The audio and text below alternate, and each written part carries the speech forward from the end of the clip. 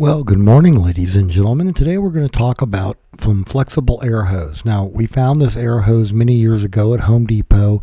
It's very flexible even when it's under pressure. We installed it in our first hangar, but now we're going to show you two reels of this stuff and some all the airline and the new Eaton air compressor we bought last year. We finally have that installed, so stay tuned while we have some fun talking about pressurizing the hangar.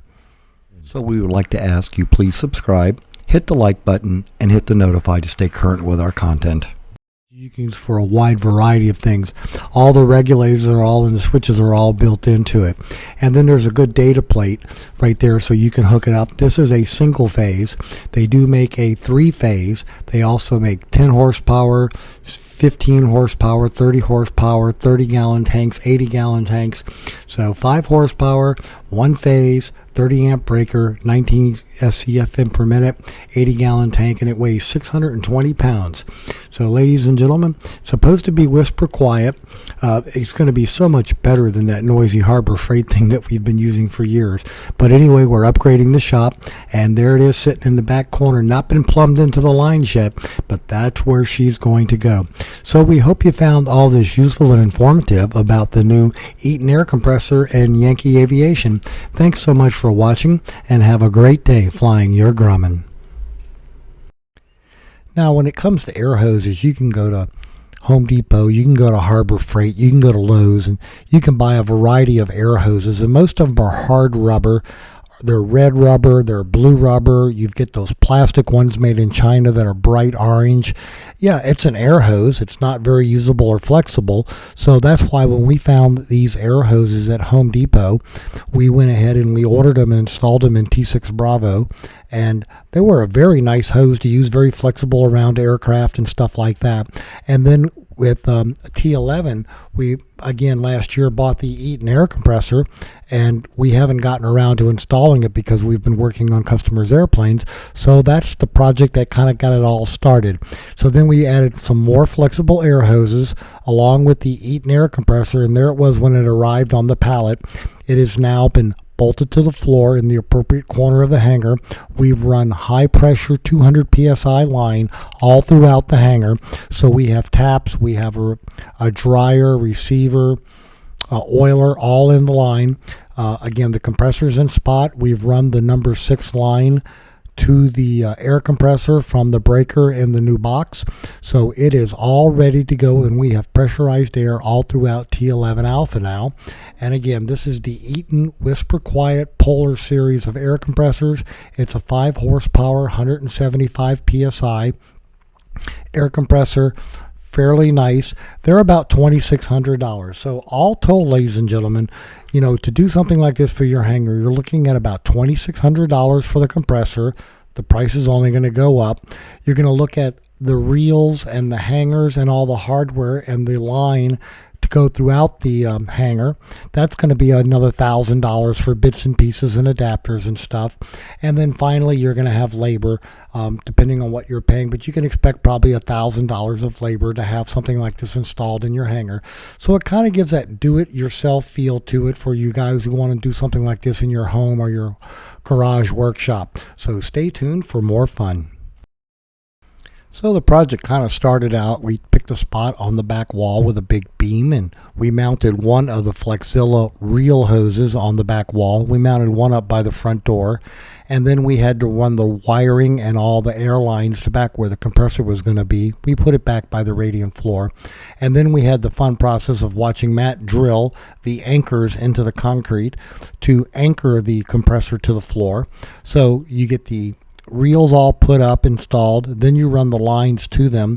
We also have the receiver dryer oiler that's in the line too. We'll be adding another one for the main line, but as you can see here are the junctions where the line comes in and then it transfers over to the line for the hose.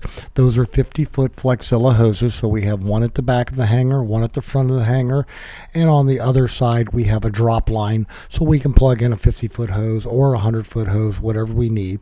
And then these are the hangers that go around to help you guide the cable along the runs that we made along the steel beams of the hangar and up along the ceiling.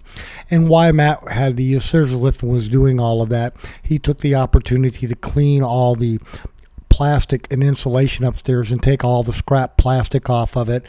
And as you can see, that blue airline, it is plastic on the outside. It is an aluminum thin tube on the inside. There is some flexibility in it, and it holds 200 psi. It's available from Amazon. It's not hard to use at all. But be sure you get, when you use an air hose, I would greatly recommend you always get the fittings that go with that air hose and try to mix and match. It's going to save you a lot of time in installation.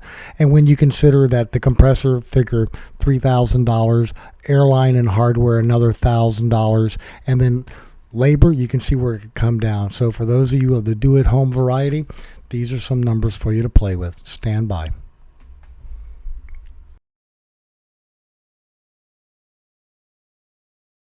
And then over at the customer station, we brought an airline drop there to service that wall and that side of the hangar. As you can see, all the electrical's been run, so we have breaker boxes on all the steel beams now.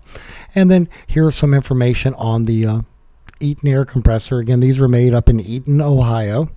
It was nice when I'm glad Jimmy recommended this. They are whisper quiet compared to most of the big behemoth air compressors you see. So again, spend some money, get some of this nice air line, run it properly through the hangar, up out of the way so it won't be interfering with anything, and have a lot of fun with it. It brings a lot of capability. You'll be able to use air tools now with the 80-gallon tank, and you can have your pressure set with whatever you want to. Right now, we're looking at the compressor set at about 100 psi. We're going to make some adjustments after we add the final 5-stage receiver, dryer, oiler, inline, and we'll take the ones that we have that are good, the half-inch lines, and we'll go ahead and bring that down to some of the workstations to have filtered air there. The one that we have now, all the main lines are 3/4 inch, so we can handle quite the volume of air through all of this. So be expecting the bead blaster to come down, and then all the stuff that we took out of this as we were installing this all got installed in Bay T11 Charlie. So we're good to go on compressed air and all of our radiant floor heaters right now. So ladies and gentlemen, that was a little bit of the project for this nice snowy last couple of days. Probably spent about 4 days on it, but we wanted to do a good job and finally get it done. And as again, we had a break in our customer schedules, which allowed us the opportunity to do this. So now let's take a look at the Eaton air compressor as compared to a normal air compressor in volume.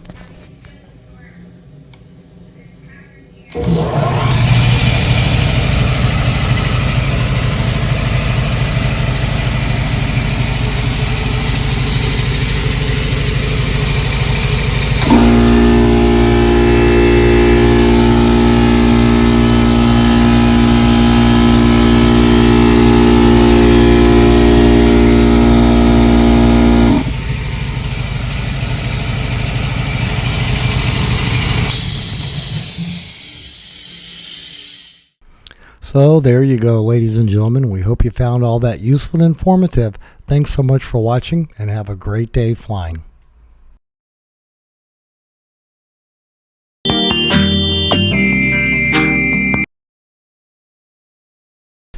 Forget buying expensive toys for your kittens and cats. We find that just taking the aircraft spruce box and the paper on the tile floor is more than enough amusement for them for hours.